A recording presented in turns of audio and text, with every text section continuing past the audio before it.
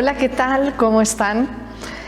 Comenzamos hoy con un programa de encuentros de yoga con Pepa Castro y con Maite Criado, yo misma, con un invitado de excepción. Es un privilegio recibir a José Luis San Miguel de Pablos. Pepa lo va a presentar y aunque muchas personas ya conocen su trayectoria como uno de los filósofos que más ha hablado y que más ha profundizado sobre eso que pudiéramos llamar los misterios de la conciencia, ¿no? Va a ser una conversación fascinante en relación a los caminos espirituales de la India y las inquietudes contemporáneas sobre incluso la inteligencia artificial. ¿Qué es la conciencia? ¿Cómo podemos entenderla?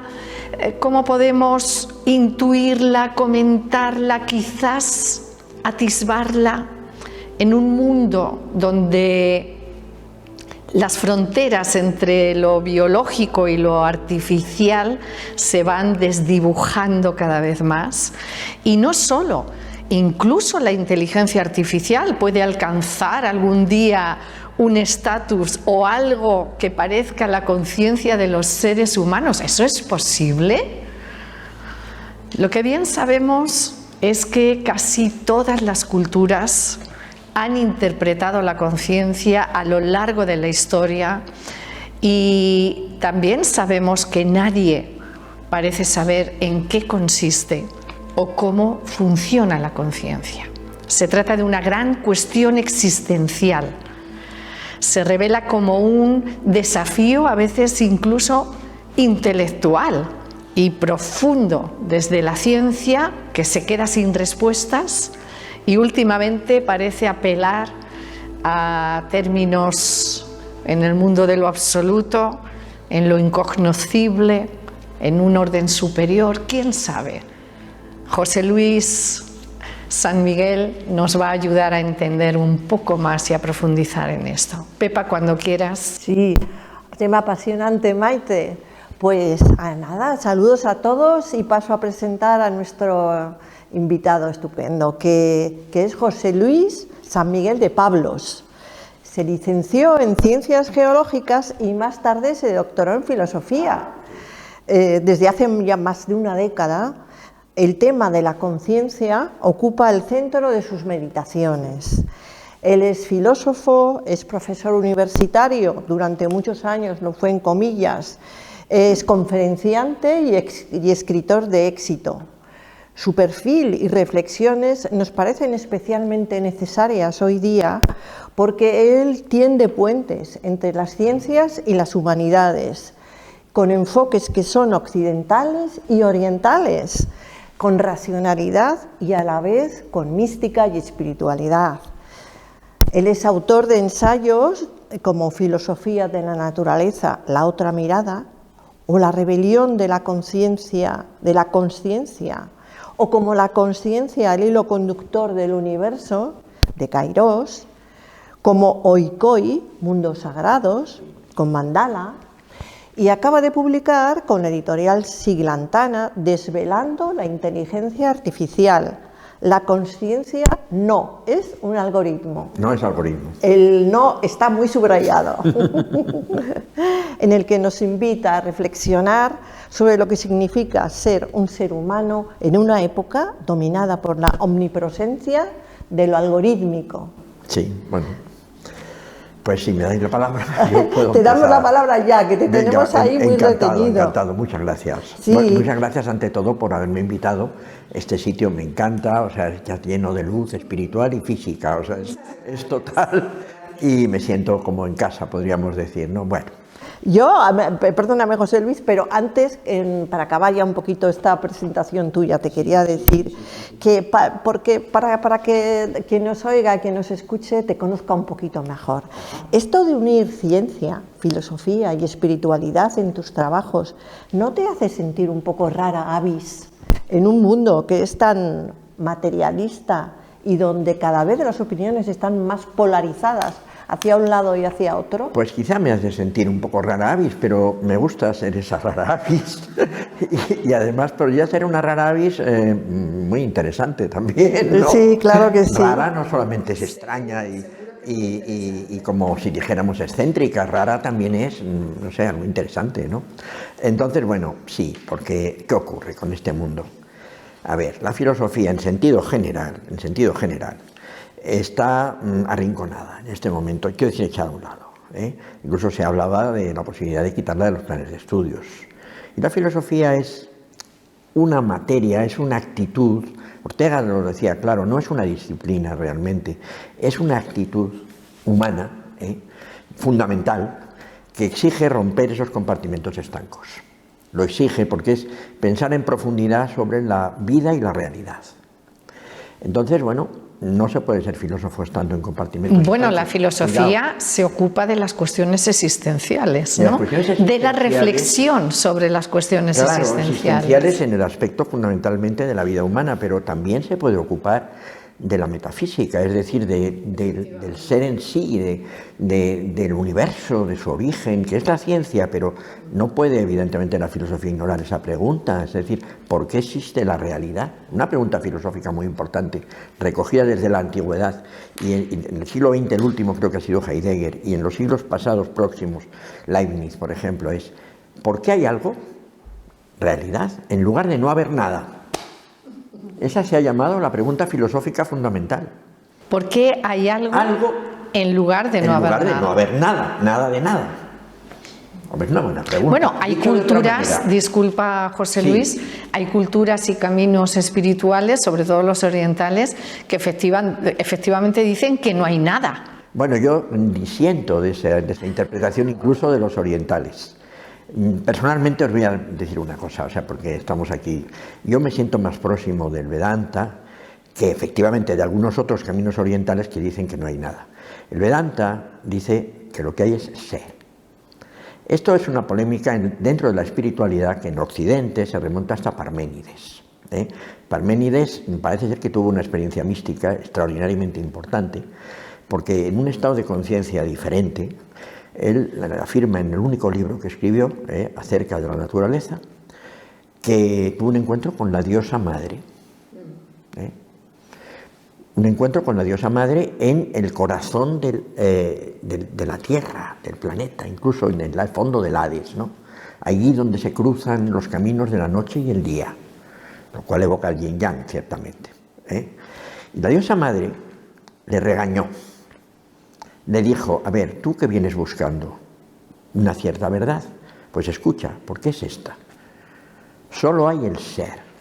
Y aquellos que dicen que hay también el no ser, esos se engañan. El no ser no es. Y lo que no es, no es. Y punto. Pero en términos de nuestra mente dual y de nuestra mente que funciona a través de los opuestos, y hablando de los caminos espirituales, hindúes, porque es lo que más conozco yo, por lo menos, ¿no? Que exponen la idea de que no ser y ser ya son opuestos y que por lo tanto lo que sea que es la realidad verdadera es imposible que forme parte de esa dinámica entre los opuestos. Bueno, es que yo creo que la dinámica no es entre no ser y ser. Mi opinión, ya que hablamos de filosofía a un nivel bastante profundo, es que solo hay el ser. Y el ser habla en la dualidad, porque la dualidad es la posibilidad de la multiplicidad. Y eso conectaría también en Occidente con el pitagorismo, que es la filosofía del número. El número es muy abstracto, sin embargo se aplica a la realidad. Entonces todo parece indicar, no solo en el pitagorismo, luego llegó al neoplatonismo, que es una filosofía muy, muy resonante con el hinduismo en concreto, es muy curioso esto, y ha sido visto por filósofos, incluso españoles, como Mónica Caballé, por ejemplo. A ver, lo que ocurre, no se puede decir, pero hay una cosa que en la abstracción del número se puede, digamos, intuir. Lo uno es todo, lo uno es la totalidad. Por consiguiente, lo uno es el ser absoluto, total. Ese ser absoluto, evidentemente, no sería universo. Universo significa uno y diverso. ¿Qué sucede?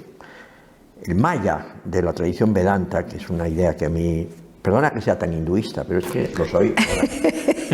Nos viene muy bien en este encuentro, Claro nos que sí. viene de Es uno de sus maravilla. encantos, se podría Yo decir. me siento muy cercano al Vedanta, realmente. Para mí, el llegar a esto después de un largo recorrido, que es mi biografía, que luego hablaremos porque es curioso, ¿no? También, y llegar a ver que al final lo que inspiró otras filosofías, incluso aquella que yo en la adolescencia conocí, que fue la teosofía, inspirada por otras también, ¿no? Pero fue quizá la más importante que la inspiró. Al final, bueno, estaba un poco reducida en esa visión. En su profundidad total, en su profundidad increíble, es el Vedanta. Y también el neohinduismo Vedanta, que viene desde el siglo XIX a través de muchos maestros. Y esto para mí ha sido muy grande, hay que decirlo, ¿no? Y ahí estoy. Entonces, siguiendo con lo que estaba diciendo. En Occidente, el pitagorismo evidentemente tiene resonancias con filosofías orientales. Yo creo que sobre todo con el Tao, es mi opinión, por el tema del yin-yang. Porque para mí el yin-yang resume la visión pitagórica y, por cierto, creo que tiene resonancias también con el Vedanta. Es una opinión personal que todavía no he desarrollado. Voy a escribir algo sobre esto, porque ya lo voy viendo muy clarito, ¿no? Entonces, ¿qué ocurre? Lo uno, de alguna manera, inventan esto yo no sé cómo, es un poco raro decir esto, ¿no?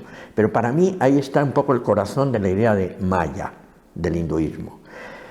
De los filósofos actuales y vivos, para mí el que creo que uno de los que, no sé si el que más, pero lo que he leído es lo que más me fascina, acerca de Maya, es Óscar Pujol, el representante de España en la India, en el Instituto Cervantes, por cierto, y sin embargo su lengua materna es el catalán. Es muy curioso esto y muy bonito. Entonces este señor tiene un libro que se titula La ilusión fecunda, y la ilusión fecunda es Maya, la ilusión fecunda. Ha salido ahí un tema, sale un tema curioso, porque curiosamente algunos seguidores del Vedanta Advaita pues siempre insisten, la ilusión es ilusorio, lo ilusorio. Eso podría conectar con lo de la nada, que está más bien en ciertas corrientes del budismo, podría estar más bien. Porque creo que fue Nagarjuna el que el primero insistió un poco en la posibilidad del anatman, de que ni siquiera exista el ser espiritual, la nada. Yo ahí estoy con Óscar Pujol, que con toda delicadeza dice, incluso habría que estar en desacuerdo con Nagarjuna. La nada podría ser lo adual de lo que hablaba Raymond Panikkar. Perdón que sea un poquito radical, la nada no es nada. Vale. Pero no he terminado de contar lo que le dijo la diosa a Parménides. Le dijo, y aquellos que quieren ver el no ser como si fuese algo, es que no han entendido nada.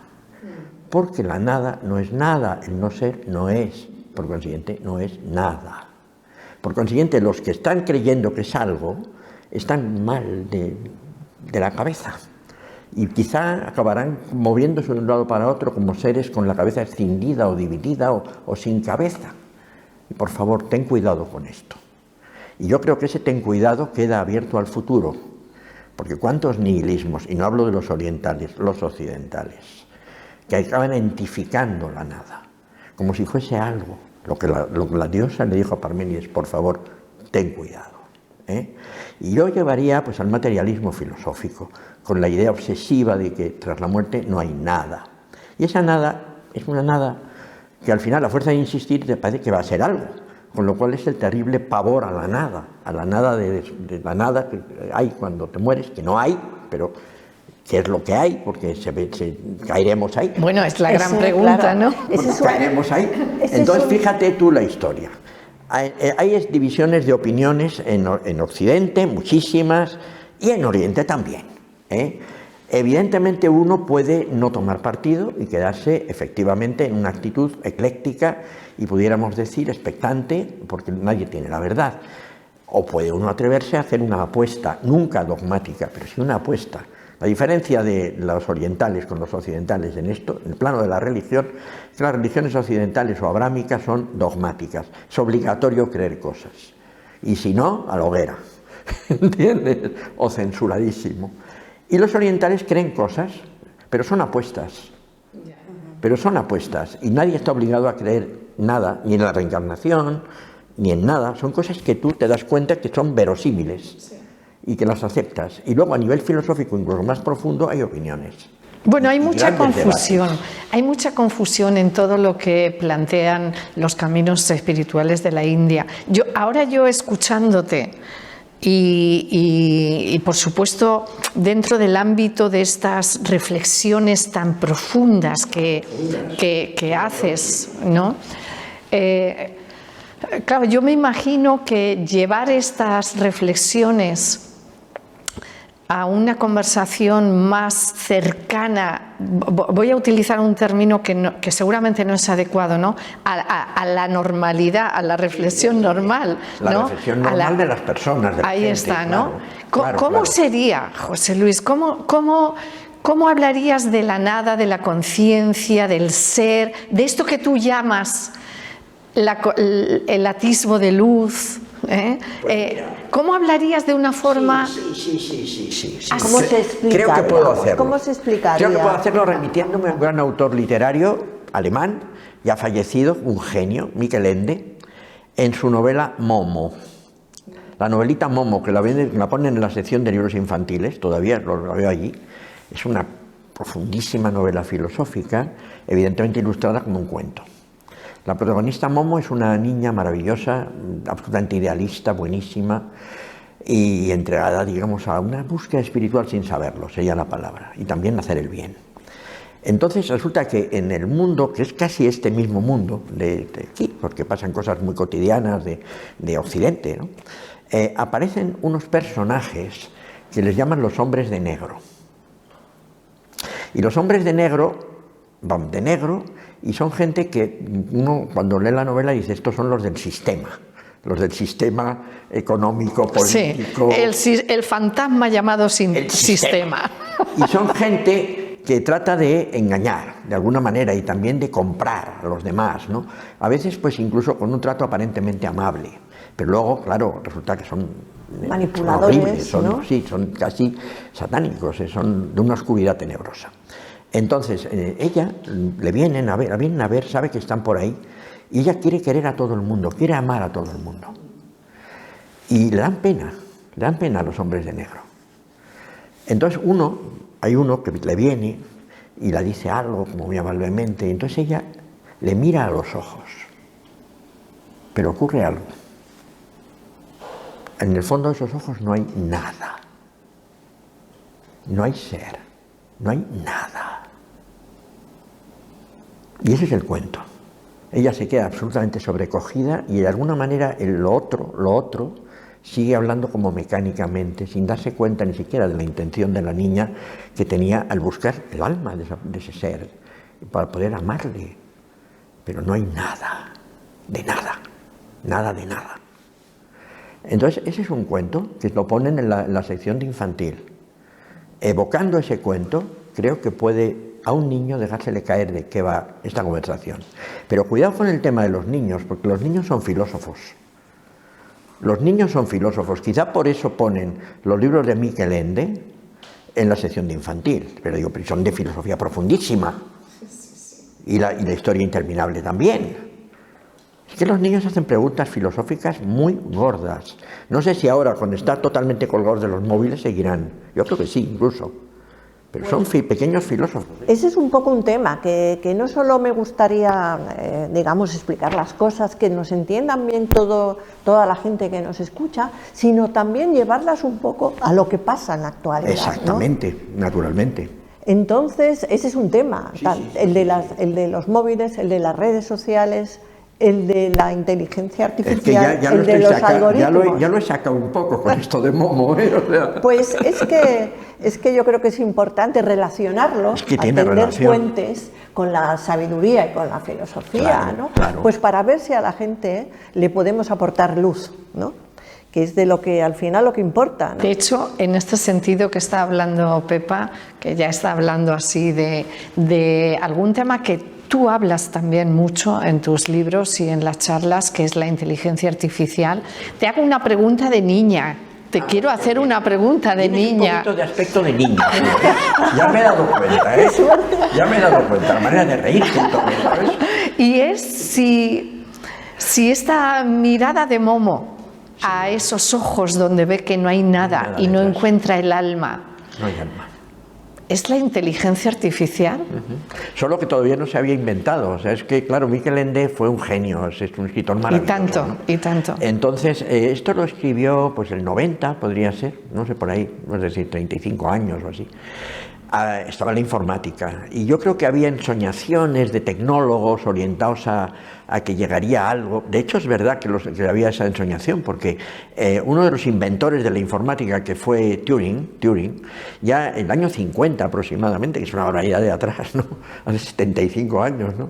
Pues ya planteó una cosa, hablando de la naciente informática, y dice, llegará un momento, decía Turing, que tendremos ordenadores que razonarán de tal manera y quizá tendrán el don de la palabra, porque si les habremos puesto ese don, lógicamente, que se dan indistinguibles de personas. Y cuando eso llegue, y lo decía el año 50, pues no sabremos si son personas o no.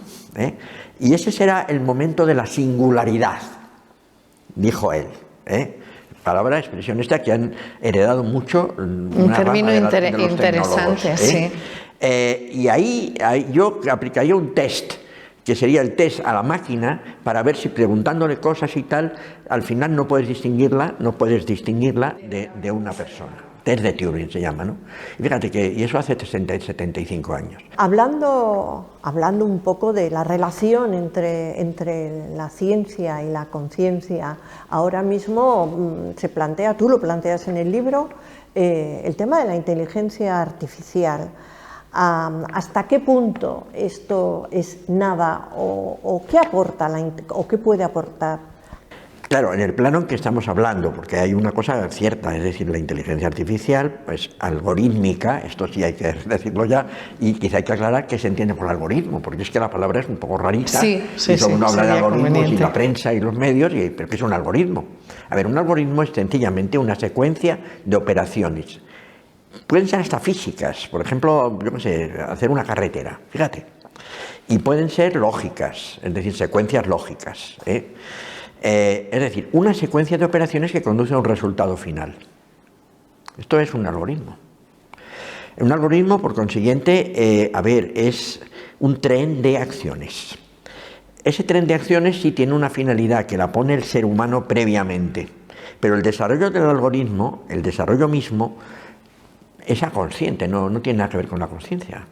O sea, tú programas que haya un tren de operaciones o las llevas a cabo casi incluso mecánicamente, como por rutina, por ejemplo, ¿no? Eso no va ligado a la conciencia. Evidentemente, el objetivo con el que se ha creado el algoritmo, sí. El resultado final depende. Si nadie lo mira, pues no habrá conciencia. Es decir, incluso se pierde el resultado del algoritmo. En la inconsciencia, en la no conciencia, nadie se entera. Luego hablaré de la palabra enterarse del castellano, que me tiene fascinado. Pero eso luego. Entonces, a ver... En el pensamiento humano, el pensamiento lógico totalmente típico, por ejemplo, de lo que decía Descartes, que eran las secuencias de operaciones lógicas, como las de los geómetras para demostrar los teoremas, llevan a una conclusión que nos permite conocer y tal, que decía Descartes. Ese sí sería algorítmico. Y ese tren de operaciones lógicas se puede programar. Programas porque la lógica es matemática. Eso lo sabemos los que hemos hecho el bachillerato, la álgebra de Boole, los conjuntos y todo esto.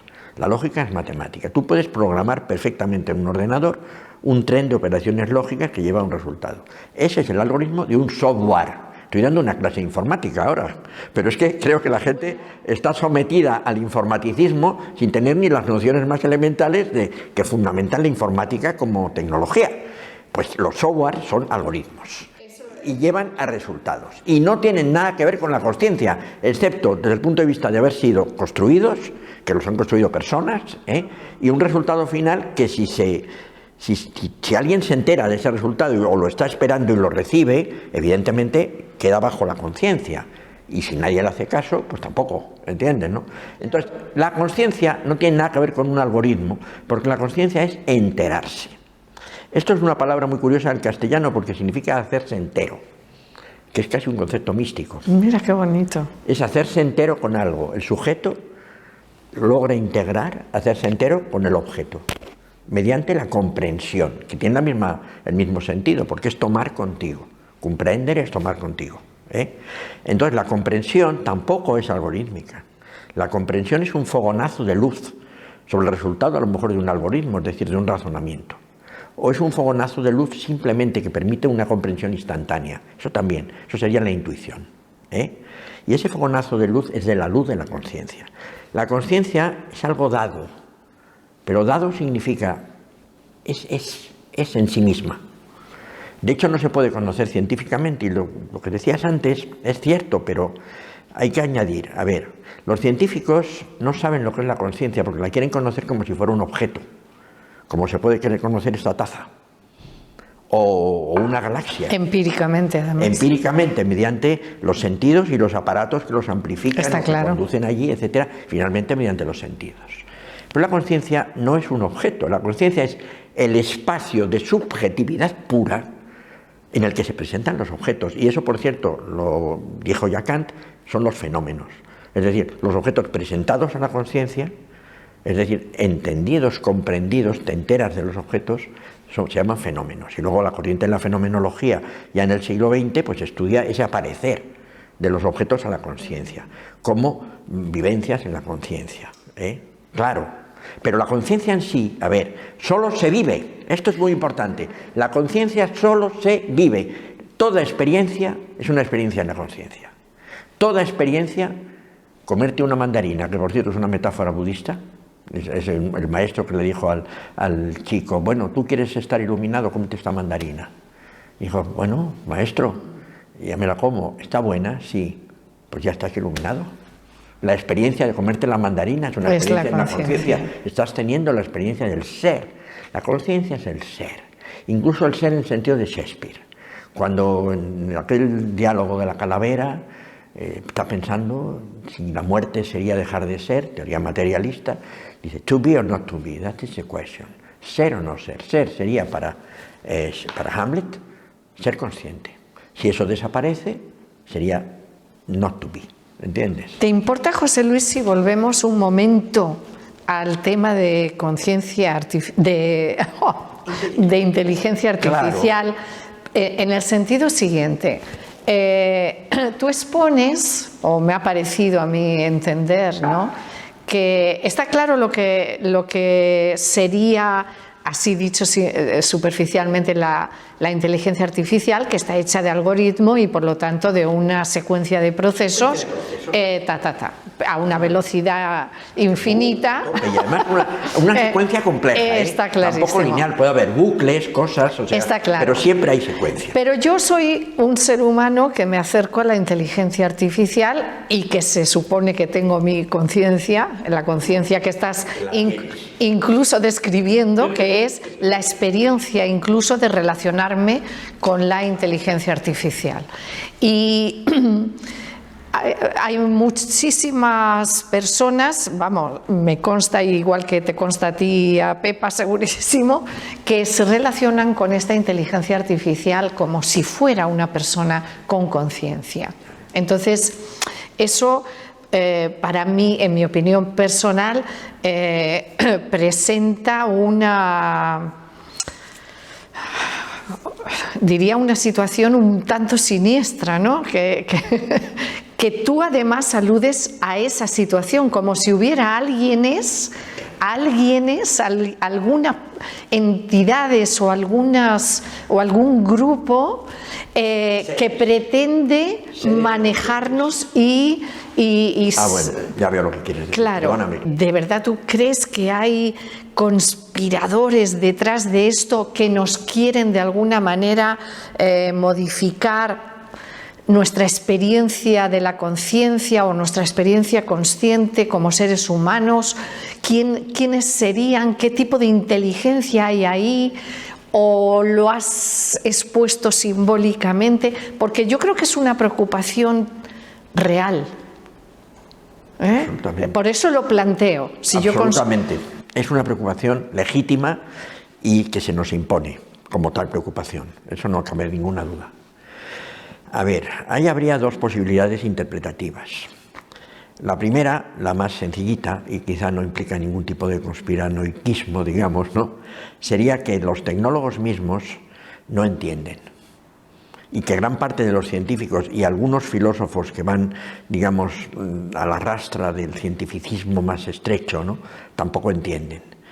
Que no entienden lo que es la consciencia, lo cual es muy fuerte. ¿Cómo no van a entender lo que es la consciencia? Pues no lo entienden porque están obnubilados precisamente por un sentido algorítmico de la mente, exclusivo, estricto, que lleva únicamente pues, a una teoría de softwares, que todo es el software cerebral, que todos son los procesos secuenciales y que eso en definitiva como un computador es todo lo que es la mente y la palabra conciencia pues casi no la utilizan más bien mente y lo confunden con consciencia, que no es lo mismo, que luego lo voy a plantear hablando del Sankhya, que es un tema donde yo veo una gran clarificación. Entonces puede ser que no lo entienden, sencillamente, que no lo entienden, lo cual es tremendo, porque sin embargo están como de supermaestros en el mundo de la tecnología y en el mundo del sistema capitalista, que hay que decirlo también, a veces se habla y se está hablando mucho de tecnocapitalismo. La otra posibilidad sería la posibilidad de conectar con la novela Momo, es decir, quién está detrás de los hombres de negro que finalmente van, salen y ahí sí habría un punto conspiranoico, que no me parece inverosímil, pero no exactamente conspiranoico. Sería, a ver, al sistema tecnocapitalista, en último extremo, al capitalismo salvaje, le interesa que la gente sepa que hay un ser que es lo esencial en cada ser vivo, no solo humano, sino también los animales, quizá la naturaleza entera, pues quizá no le interesa nada. Igual que no le interesa la verdad. Claro, pero es que la verdad más grande es el descubrimiento experiencial del ser uno espiritual. Mismo. Y que eso es lo valioso, y no el dinero. Esto es el dinero. El yoga está basado en esto. Claro, ¿cómo no va a estar basado? Si es una de las grandes corrientes de la filosofía Vedanta en sentido amplio, la corriente de Patanjali, ¿no?, muy vinculada con el Sankhya precisamente, ¿no?, pero vamos, que es una darsana, ¿no?, como sabemos, ¿no?, y de tanto que habla del yoga, la Bhagavad Gita, y bueno, lo sabemos perfectamente. Pero quizá el sistema, que sería el último extremo, el trasfondo antiespiritual del capitalismo, dicho así, parece un panfleto, pero es que me parece evidente, pues no le interesa que se sepa cuál es la naturaleza espiritual de la realidad y de la realidad humana en general. Y si no le interesa, tratará de oscurecerlo por todos los medios. Eso es. Tratará de oscurecerlo por todos los medios. Incluso sus máximos servidores estarán ya oscurecidos, porque el que está ya oscurecido puede, como está acostumbrado a la negrura y a la oscuridad, puede transmitirla como tal negrura, como tal oscuridad. Entonces esto podría ser una explicación que no sé si es conspiranoica, yo creo que no, yo creo que es bastante lógica. No, yo creo que además es una realidad que se impone desde hace mucho tiempo. Lo que pasa es que ahora, pues efectivamente está exacerbada. Fíjate, yo en el libro anterior de Cairós, no en este, sino en el anterior, que con ese extraño título de la rebelión de la consciencia, digo una cosa en medio muy curiosa que le gustó a Agustín Paniker, por cierto, y me lo ha comentado varias veces. Le hago una crítica a la izquierda tradicional, muy sutil, en mi opinión, pero muy clara, en el sentido de ¿por qué habéis apostado tanto por el materialismo filosófico? Es incoherente con querer la liberación de los seres humanos, porque si solo hay materia inconsciente al final y eso lo es todo, ¿qué vais a liberar? ¿Qué vamos a liberar entre todos con una lucha justa? Pues no hay nada que liberar en la materia grosera. Entonces, ¿por qué esa apuesta tradicional por el materialismo? El problema, yo creo, en Occidente también es en relación a la espiritualidad, que está completamente confundido con el dogmatismo, ¿no? Claro. Y por lo tanto hablar de espiritualidad está trasnochado completamente y caes en que eres uno de, bueno, un antiguo, un beato, sí, o un sectario. Efectivamente, ¿no? Entonces, claro, el tomar el camino espiritual como un camino religioso dogmático está haciendo mucho daño a los caminos, que no solamente, por supuesto, es el yoga, sino muchísimos, o por lo menos unos cuantos, de que el ser pueda conectarse consigo mismo y pueda reconocerse a sí mismo como un ser trascendente. No sabemos en realidad qué es la trascendencia, pero la intuimos. Intuimos ¿no? Claro. ¿Qué piensas tú? Pues yo pienso exactamente lo que tú estás sugiriendo, vamos, o sea, no puedo estar más cerca de la sugerencia que acabas de dejar ahí. Es decir, Occidente tiene un problema con la religión tradicional o las religiones tradicionales tal como han evolucionado y tal como se han ido, a mi modo de ver, deformando incluso, también. La cosa puede venir incluso del concepto de trascendencia en la gran tradición abrámica.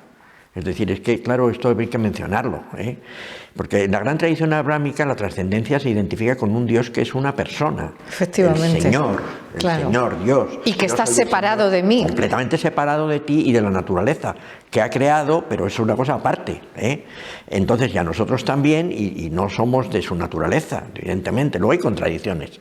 Y luego están los místicos en el cristianismo, en el islam, en el judaísmo, que siempre han vivenciado una unión con un Dios que no sé si es el Dios personal.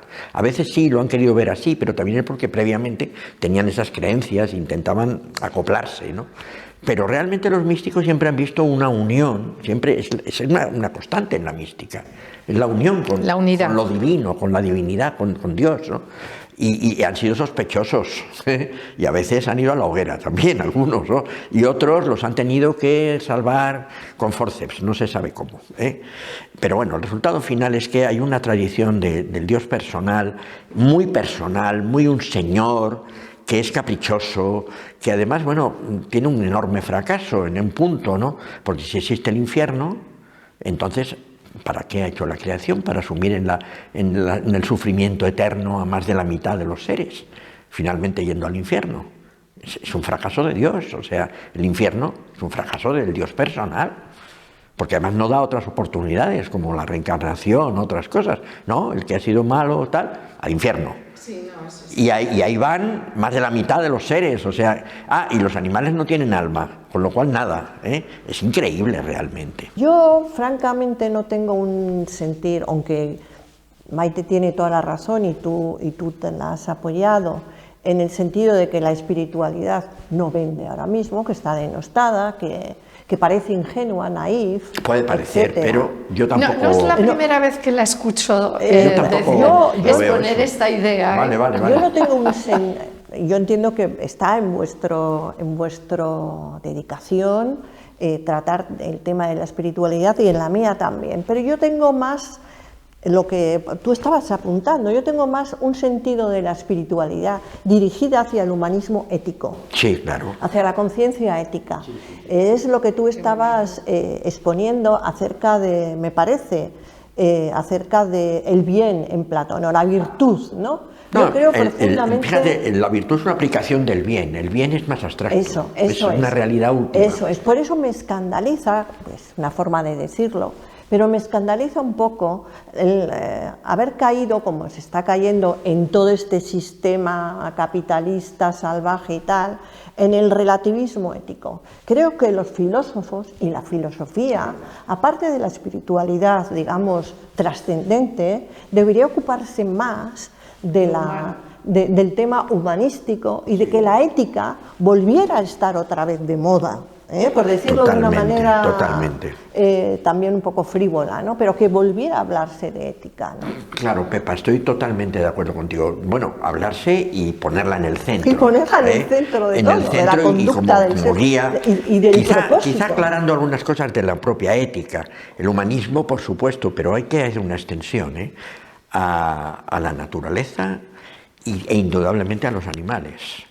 O sea, la única cosa que yo le veo como limitativa al humanismo es el exclusivismo humanista, el exclusivismo antrópico, que ya he dicho yo en algunas cosas que he escrito, porque no solo es el ser humano podría ser, lo digo en uno de los libros, el Everest, pero luego están los Kailash y los Annapurnas, que son los delfines, los elefantes, los perros.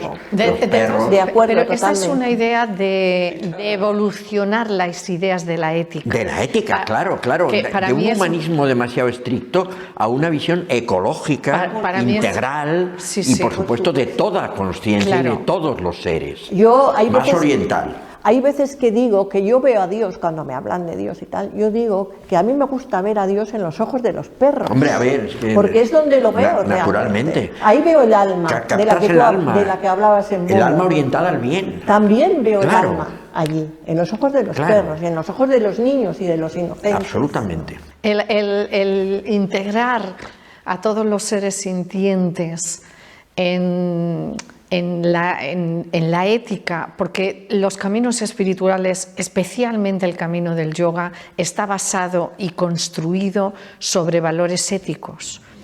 Y uno de sus valores, que para mí también yo lo he escrito cuando he escrito artículos o en mi propio libro de yoga en evolución, la evolución me refiero a evolucionar precisamente algunos conceptos éticos, como por ejemplo el de Brahmacharya, que sería un concepto que evolucionado tendría que ver con la ecología, tendría que ver con los recursos energéticos, qué hacemos con esos recursos y con la mirada al alma de los seres sintientes. Si tú te centras exclusivamente en el aspecto cognitivo, pues hay una enorme limitación porque, a ver, conocer en sentido amplio se conoce también con el corazón, como nos hace ver Saint-Exupéry en el Le Petit Prince.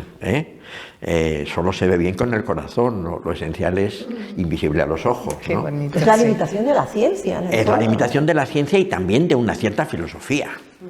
Y también de una cierta filosofía estrictamente cognitivista. A mí esto me parece muy importante. Esto es muy importante. Esto es muy importante. Yo creo que es un poco en el sentido amplio sí. de la palabra comprensión, ni siquiera yo diría conocimiento, quizá comprensión, en sentido amplio, que es tomar contigo, porque comprendere, es tomar contigo, entonces comprendre, y enterarse es hacerte entero con algo, porque te lo llevas a ti y lo abrazas, ¿entiendes? Evidentemente eso no solo es una vía racional, de hecho la vía racional siempre deja todo fuera, siempre es conocer algo que está fuera, es decir, te vas deduciendo para dar vueltas alrededor de y nunca llegas, creo que creía Kant, bueno, eso es así, pero a lo que voy a parar, evidentemente el conocimiento, comprensión del abrazo, ese abrazo, que por cierto en mi barrio tengo la escultura del abrazo, que está en Antón Martín, ¿sabes? Es realmente místico, en cierto modo, pero hay un vínculo mucho más directo entre el amor y la mística que entre el cientifismo y la mística, que de hecho el cientifismo es enemigo de la mística, de una manera explícita incluso, ¿no? Entonces, claro que sí, o sea, y Jesús de Nazaret, el gran maestro de Judea y Galilea, ¿no? Indudablemente era un místico, pero un místico del amor exactamente, porque tampoco hacía yoga, digamos, en el sentido oficial de que se entiende, ¿no? Pero como ponía en el centro el amor, y universal, evidentemente también, pues ahí había una mística del amor, del abrazo, del yo y el otro, ¿no? El otro y yo somos uno al final, ¿no? Entonces, claro, esto es evidente que hay que ponerlo en primer plano. La ética que nos vale es una ética universal y una ética que no te niega a ti tampoco, Cuidado, porque hay un defecto quizá, incluso en el cristianismo del amor puede haber un defecto. Y el defecto es el sacrificio, es decir, sí. El autosacrificio, el yo entonces me flagelo, ¿entiendes? ¿No? Y yo qué sé, a mí me pueden comer los leones, no importa y tal. Bueno, vamos a ver, tú tienes que amar a ti mismo, pero no exclusivamente. Que el amor a ti sea la entrada en el amor del otro. Que el amor a ti, la valoración de lo bueno de la vida, de todo lo bueno de la vida. Saber disfrutarlo porque te das cuenta de que es bueno, tiene que ser para otro también. Es decir, ahí está el budismo también con el tema de, ante todo, conseguir salir de la espiral del sufrimiento. Y tanto. Ante todo, lograr salir de la espiral del sufrimiento, que es el gran mensaje del Buda y complementario con el del cristianismo primitivo, evidentemente. ¿Y eso cómo? Pues hombre, es evidente que el Buda también se basaba en el amor, porque no habría reaccionado así cuando vio al cadáver, cuando vio al anciano y al enfermo terminal, ¿no? Y reaccionó con empatía total. Luego entonces ciertas críticas que ya no se dan afortunadamente, pero que se han dado antes de cristianos hacia el budismo, muy frío y tal, no es verdad, ¿entiendes, no? O sea, yo creo que la base de la ética al final es una experiencia de vida que te das cuenta que la tenemos todos. Y al tenerlas todos, porque todos somos seres, e incluso los animales, por ejemplo, también, es evidente que ese deseo, ese anhelo de plenitud, tiene que ser compartido. Y por consiguiente ahí el conocimiento está muy bien. Lo primero, ya has conocido esto tan importante que estoy diciendo, ¿no? Ese anhelo de plenitud es lo que tú llamas también conciencia. No, está implícito en la conciencia. No es en sí la conciencia. La conciencia es la luz de ser. Lo que sí es verdad que yo estoy difundiendo una fórmula que no es mía totalmente, porque a todo el mundo ha hablado de la luz de la conciencia, eso es tradicional, pero yo creo que he conseguido darle una formulación que es bastante experiencial. Esta luz que conecta mucho con el Upanishad, es decir, la cuestión de ¿qué es la conciencia? El chasquido de los dedos. Yeah. ¿Lo oyes? ¿Tienes la experiencia de oírlo? Es esto. Solo la experiencia, la subjetividad pura, la luz de ser, esta luz de ser. Y tiene Krishnamurti, que antes hablábamos, un librito que se titula Esta luz en ti mismo. En ti mismo. O esta luz en uno mismo. Eso es la conciencia. Es decir, es el ser, es ser. Al final ser es ser consciente. En el sentido humano, si tú dices yo soy, es que eres consciente. Es lo mismo. Es la luz de la conciencia, es la luz de ser. Y cuando ya está, hablamos de desarrollar... ya está. Es así, es esto. José Luis, cuando hablamos de desarrollar la conciencia, que es una frase que yo que veo mucho y que se ha escrito mucho en relación al yoga mucho y en relación a la filosofía oriental, desarrollar la conciencia se puede. No tiene sentido, pero ahí tenemos un problema de lingüística. Sí. Yo por eso he insistido mucho y tengo discusiones a veces con compañeros en la búsqueda espiritual y en la línea oriental y sobre todo y tal, que insisten, porque les gusta la lengua española, por ejemplo, ¿no? Que la palabra conciencia es suficiente. No es suficiente, tiene que haber otra palabra, porque es que hay un concepto muy fundamental que tiene que tener su palabra, porque si no nos vamos a liar. No es un palabrerismo, es que si no nos liamos. ¿Y tú tienes esa palabra? Conciencia con ese. La luz de ser, la luz de la subjetividad pura, lo que se constata en una meditación elemental, cuando dejas partir los pensamientos, te desidentificas de las emociones, de cualquier sensación te desidentificas, contemplas, ese contemplador que tanto hablan las Upanishad, ese que es el que escucha, el que escucha, que es el que ve, que es el vidente, pero no lo visto, sino el que ve, el que se entera de entender, pero no exactamente el que está pensando, porque el pensamiento es contemplado también por esa luz es la subjetividad pura, es la conciencia pura. El testigo. Y es el testigo, sí señora, sí, claro. Está hablando del testigo. Estoy hablando del testigo. Ese testigo, conciencia pura, yo lo llamo, para evitar cualquier confusión, la luz de ser. Pero no me he inventado esa frase, simplemente la estoy poniendo en valor porque creo que es clara. Entonces, en castellano, yo digo, como la RAE ha admitido conciencia, prácticamente en este sentido, pues vamos a coger conciencia. Y conciencia de o estados de conciencia son contenidos, es decir, elementos contemplados por el testigo. Todo lo que contempla el testigo son estados de conciencia, o son, digamos, contenidos de conciencia. Es decir, sería un escalón por debajo. El escalón de lo contemplado, de lo visto, de lo pensado, de lo experienciado, pero no el testigo. Por tanto, esto no se puede desarrollar.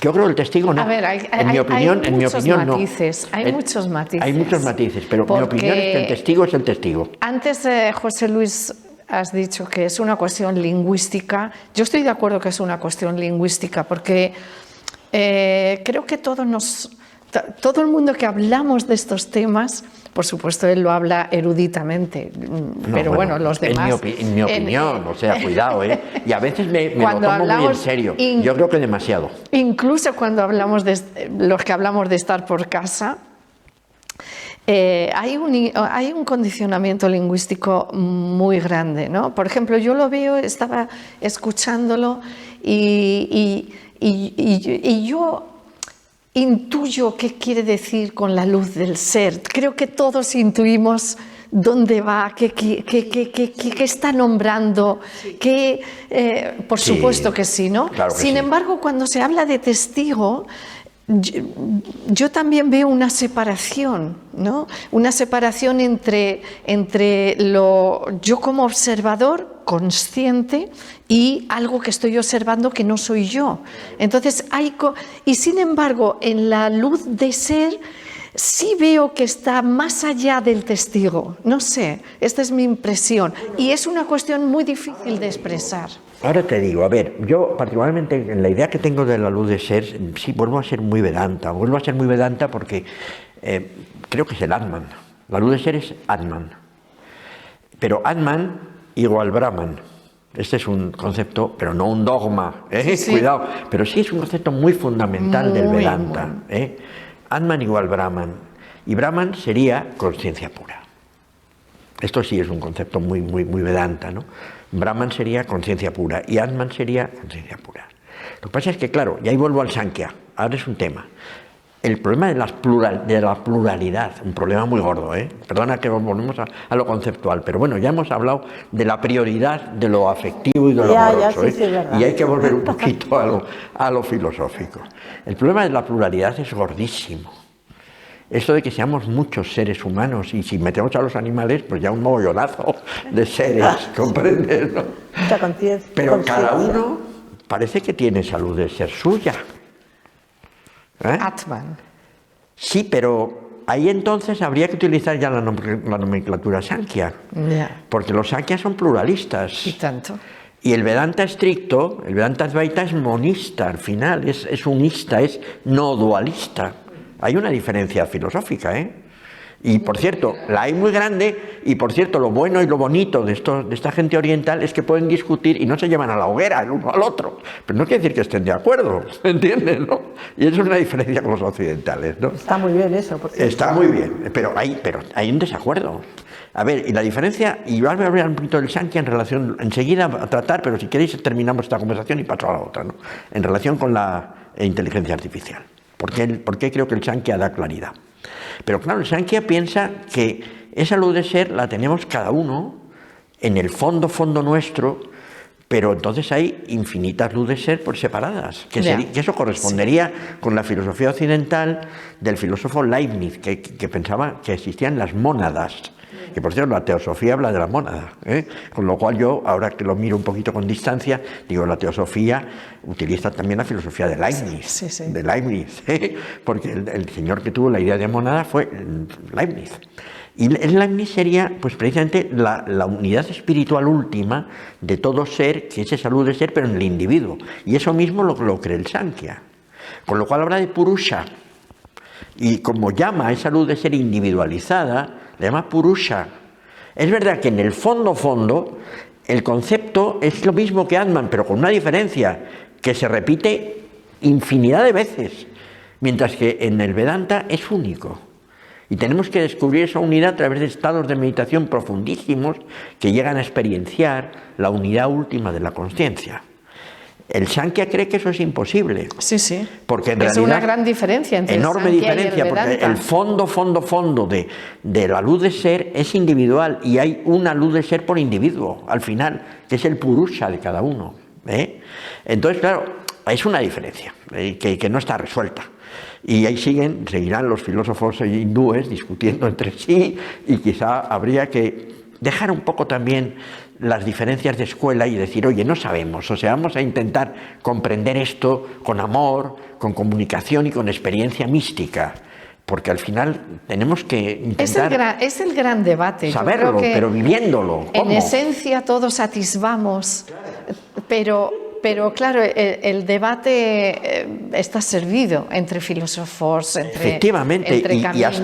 hasta místicos. Sí. Porque fíjate que aunque el Sankhya sea menos místico, también tiene que tener un cierto misticismo. Pero por favor, porque si perciben el Purusha y lo perciben cada uno en sí mismo, pues tienen una experiencia mística. Lo que pasa es que quizá luego la reinterpretan y dicen, pero yo lo he experimentado yo, es decir, en mi individualidad, así que es mía. Y tengo este Purusha yo, y tú tienes el tuyo, y tú tienes el tuyo, y tú tienes el tuyo. Y el otro, el Vedantin, el Advaitin, dice, no, pero cuando yo llego a experimentarla, me doy cuenta de que es una sola consciencia universal y cósmica, que es Brahman. Los del Sankhya hacen introspección y se conocen por dentro, y luego intentan conocer el mundo también. Perfecto. Luego utilizan dos métodos.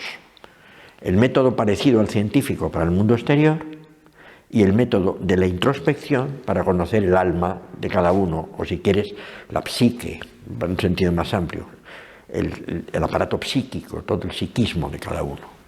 Y ellos se han dado cuenta de cosas muy interesantes, que además yo hablo ahí de una meditación cognitiva, es decir, más fría también, es que son más fríos al final, los Sankhya, ¿no? Claro, porque no tiene tanto un sentido místico, sino de conocimiento de cada uno, del ser psíquico de cada uno.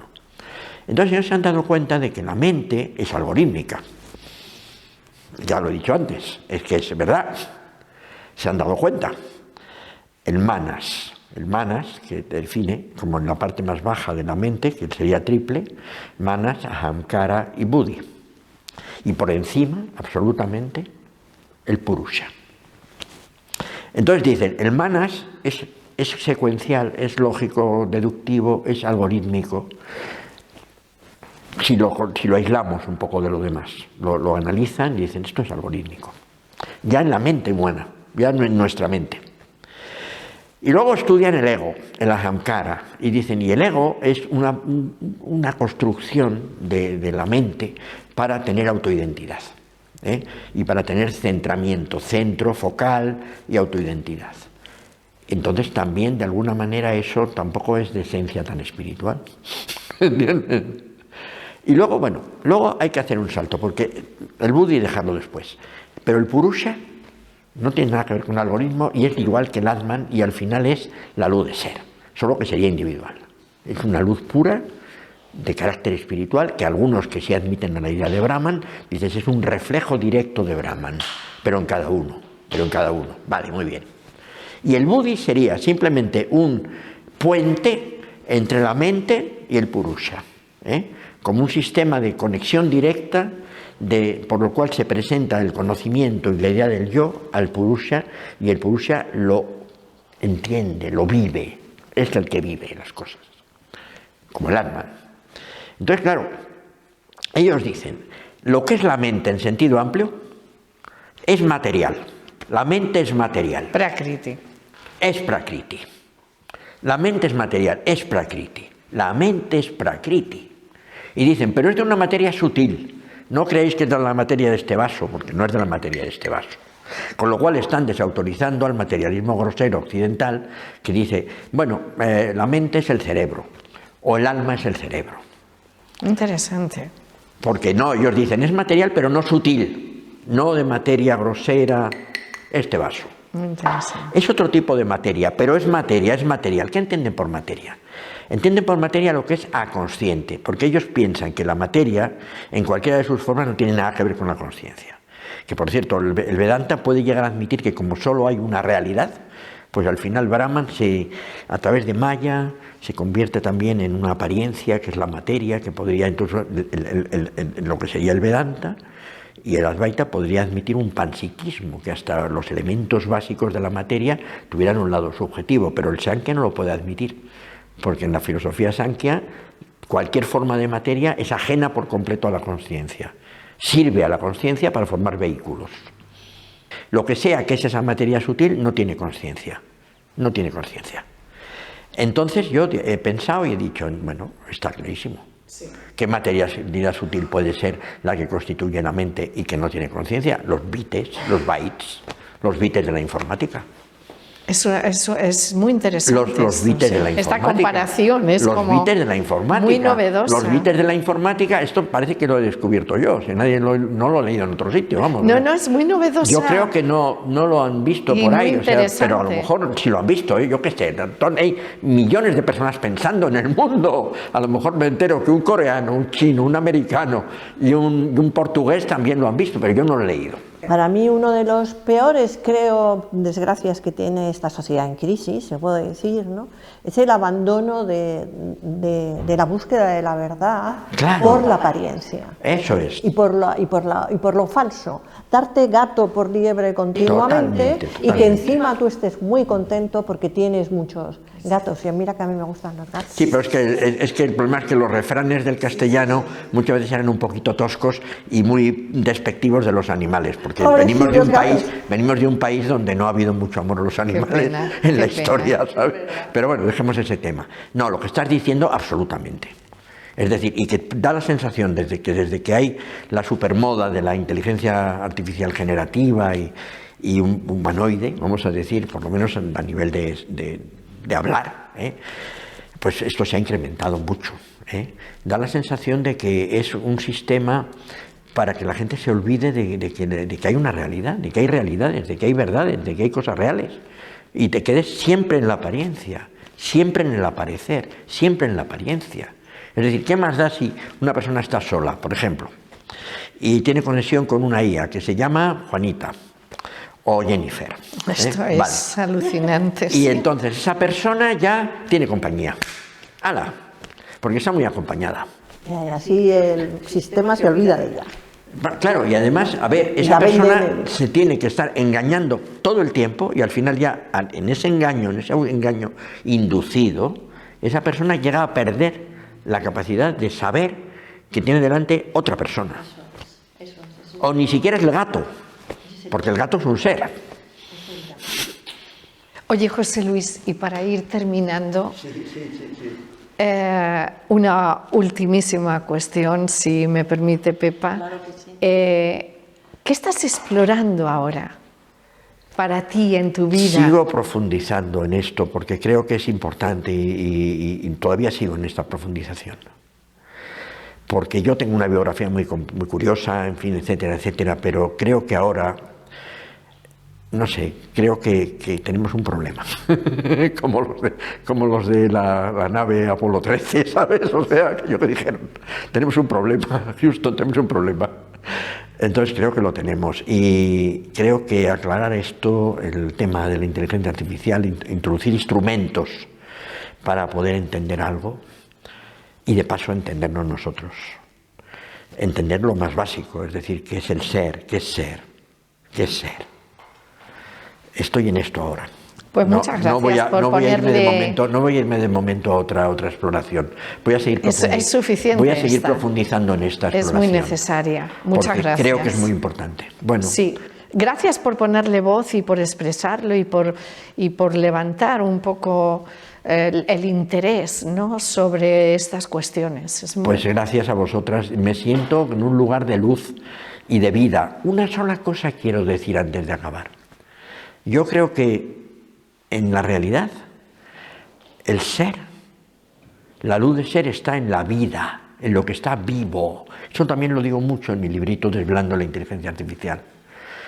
Creo que la vida biológica, la vida que estudian los biólogos, la vida de los animales vivos, plantas, la Tierra, Gaia, el planeta de la vida que conocemos, es creo la sede esencial de la conciencia de la luz de ser. Yo creo que lo creo de verdad porque lo vivo también en cierta parte. Creo que hay mucho engaño, mucha confusión, mucho caos, que este temor que tú estás expresando es real. Ojalá no lleves razón. Ojalá. Ojalá. En algunas cosas, en otras no me importaría llevarla. Exacto. Es así, pero también se combina con un momento de la humanidad donde más karma yoga hay. Bueno, pues lo estás poniendo blanco y en botella, perdona que te lo diga. Lo estás poniendo blanco y en botella, entonces es posible, entonces se puede tener esperanza. Oye, acabo de terminar un librito del filósofo coreano y alemán Byung-Chul Han, que me ha fascinado. Claro. El espíritu de la esperanza, lo recomiendo encarecidamente, explica muy bien lo que sería la esperanza en último extremo y por qué tiene sentido plenamente tenerla. Y con esto que acabas de decir, le das la razón. Creo que se puede tener. Quizás no es suficiente, pero de verdad en cuanto hay algo, los seres humanos hoy en día nos movilizamos enseguida con ese amor que tú has descrito antes, ¿no? Pues desde esa luz. Quizás la hora de empezar a volver un poco a integrar más el karma yoga. A lo mejor hay que celebrarlo más. Claro, integrar más el karma yoga, integrarlo más en todos los otros, sin olvidar el bhakti, que no solo es devoción, es amor también, claro. Por supuesto, y el jnana como lo que es importante darse cuenta y comprender, y quizá debería ser el motor de un movimiento karma-yógico orientado a recuperar la luz. Pues hablaremos con... Sí, hablaremos. Recuperar la luz. Recuperar la luz. Vamos a dejar este bonito mantra para todos los que nos están viendo y escuchando. Que muchas gracias, José Luis, A vosotras. dedicarnos. Muchas gracias. Y a todo la tu Escuela tiempo. Internacional de Yoga, maravillosa. Sí, Un honor. también, ¿sabes? Muchas gracias. Gracias, Pepa.